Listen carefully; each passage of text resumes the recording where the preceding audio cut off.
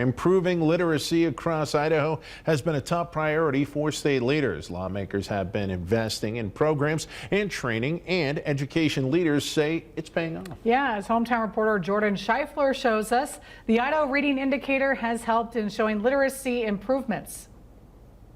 Back to School, sponsored by Conpalos Chevrolet. Measuring success and achievement is the goal of the Idaho Reading Indicator, or IRI. It's a statewide required assessment for kindergarten through third graders. The test helps teachers and the state know where kids are struggling and where they're improving. Not a lot of states have one assessment that does that. So for us, it's a tool at the classroom level for our teachers to know where our students sit in terms of their trajectory to being able to learn to read. Greg Wilson with the Idaho Department of Education says it's important to see if kids are on track to read by fourth grade, which sets them up for stronger academic success. According to the department, spring IRI results show proficiency grew from 66.5% in 2024 to 71% in 2025. Wilson says this means the state is rebounding from the COVID slump post-pandemic, and kids coming into school are scoring higher as well.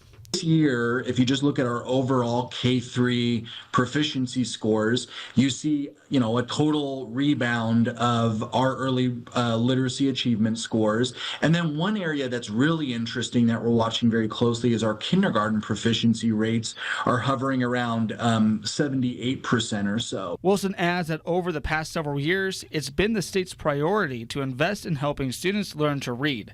Things like early literacy intervention dollars totaling around $72 million in funding. But those are distributed, half of it based on the enrollment of a school and the other half based on student achievement, based on growth, which growth is important. There are kids that are not proficient but are still growing, and we see that as an incredible success.